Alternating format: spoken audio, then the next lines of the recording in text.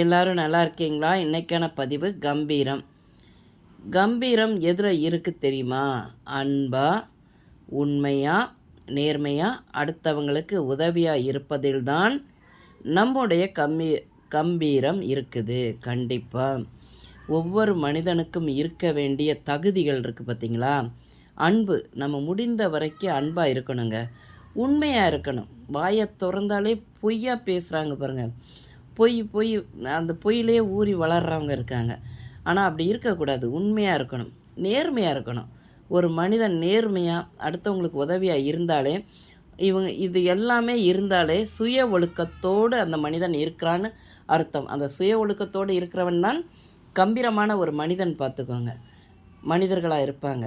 கம்பீரமாக இருக்கிறவங்க துணிஞ்சு நெஞ்சு நிமித்து இருக்கலாம். பார்த்துக்கோங்க.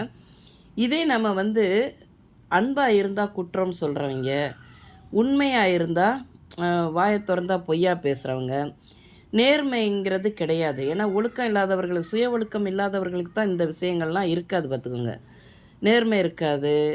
அடுத்தவங்களுக்கு உதவி பண்ணால் கூட தப்புன்னு சொல்கிறவர்களாக இருப்பார்கள்.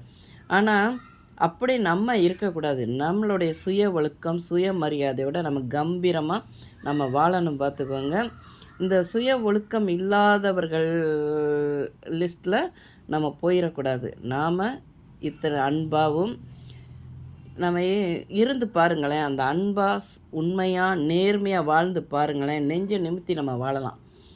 ஒரு சில பேர் கம்பீரங்கிறத தப்பாக புரிஞ்சுக்கிட்டு நம்ம வாய் பேசுனா அடுத்தவன் பயந்து போயிடுவான், நம்ம அடுத்தவனை அடித்து மிரட்டலாம், இதுதான் நம்மளுடைய கம்பீரம் அப்படின்னு நினச்சிக்கிட்டு நெஞ்சை நிமித்திட்டு அலைவாங்க. ஆனால் அவர்கள் உண்மையிலேயே கோழைத்தனம் உள்ளவர்கள். ஏன்னா அவர்கள்ட்ட கம்பீரங்கிற ஒரு வார்த்தைக்கு அர்த்தம் இல்லாதவர்கள். பொதுவாக நம்ம இப்படி தாங்க வாழணும். அன்பு, முடிந்தவரை அன்பை கொடுங்க. முடிந்தவரை உண்மையாக வாழுங்க. யாருக்குனாலும் முடிந்தவரை நேர்மையாக இருங்க. முடிந்தவரை அடுத்தவர்களுக்கு உதவியாக இருங்கள் உங்களால் முடிந்தவரை. இந்த பதிவு உங்களுக்கு பிடிச்சிருந்தால் பார்வதி வீட்டு சமையலுக்கு ஆதரவு கொடுங்க. ஓம் சாய்ராம்.